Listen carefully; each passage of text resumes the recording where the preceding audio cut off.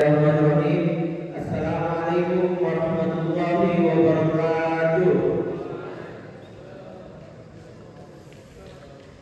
Alhamdulillahirabbil alamin wassalatu wassalamu ala asyrofil anbiya'i wal mursalin sayyidina Muhammadin wa ala alihi wa sahbihi ajmain. Amma ba'd. Marilah kita memanjatkan puja dan syukur kepada kehadirat Allah Subhanahu wa taala. Alhamdulillah. Tidak ada pembelaan, marilah kita memberikan salawat serta salam kepada Nabi besar kita, yaitu Nabi Muhammad sallallahu alaihi wasallam, yaitu Nabi yang telah membawa kita dari gelap gelitanya zaman jahiliyah menuju terang benderangnya zaman Islamiyah. Ila dzulumati ila nur. Di subuh kali ini, pada kesempatan kali ini, saya akan mengingatkan kepada teman-teman sekalian tentang prasangka buruk atau yang biasa kita sebut dengan suudzon. Dalam kesempatan ini saya ingin menyampaikan 5 topik penting. Yang pertama, apa itu suudzon? Kemudian mengapa dengan suudzon? Lalu ayat dan hadis tentang suudzon, dan diakhiri dengan cara mengatasinya. Masuk ke poin pertama, apa itu suudzon?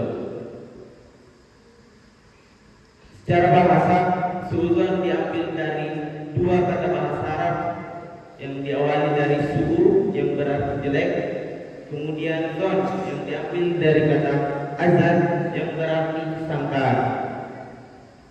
Secara istilah, suudzon merupakan sikap seseorang yang berprasangka buruk kepada orang lain, baik itu peristiwa, masalah maupun keadaan.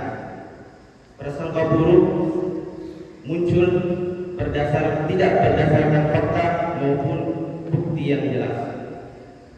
Kemudian, mengapa dengan suudzon? Suudzon itu dianggap berbahaya karena suudzon itu melanggar ajaran Islam dan juga merugikan orang lain. Mengapa dikatakan melanggar ajaran Islam? Karena Islam selalu menekankan yang namanya husnuzon, dan husnuzon itu berlawanan dengan suudzon. Dan mengapa dikatakan merugikan orang lain? Karena suudzon mampu membuat kita bertengkar dengan teman saudara kita, yang jelas itu merusak persaudaraan kita dan membuat konflik yang besar maupun kecil. Adapun dampak bagi diri kita sendiri itu juga jelek, karena bisa membuat kita menjadi gelisah, hati kita pun tidak tenang. Lanjut.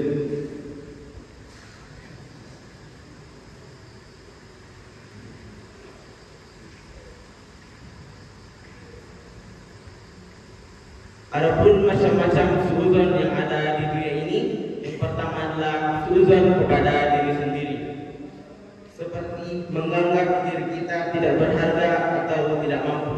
Contohnya, misalnya saya ketika ada ujian fisika tapi merasa sudah tidak mampu dan menyerah dengan ujian, sudah bisa remeh. Kemudian suudzon kepada sesama, yaitu menuduh seseorang tanpa bukti. Apa contoh dari suudzon kepada sesama?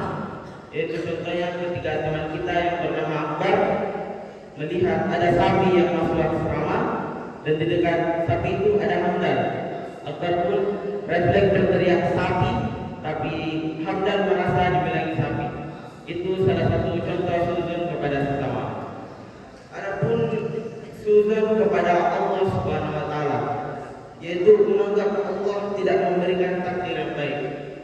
Contohnya, ketika rezeki kita tidak cukup, misalnya ketika ada teman kita yang berbelanja di Kobe tapi tidak mendapatkan bakso, berarti bukan rezekinya. Selanjutnya, ayat tentang suudzon.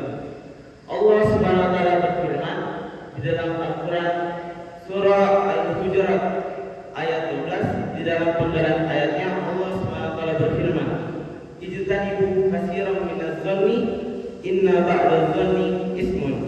Yang berarti Jauhilah kalian dari kebanyakan persangkaan, sesungguhnya sebagian prasangka itu dosa.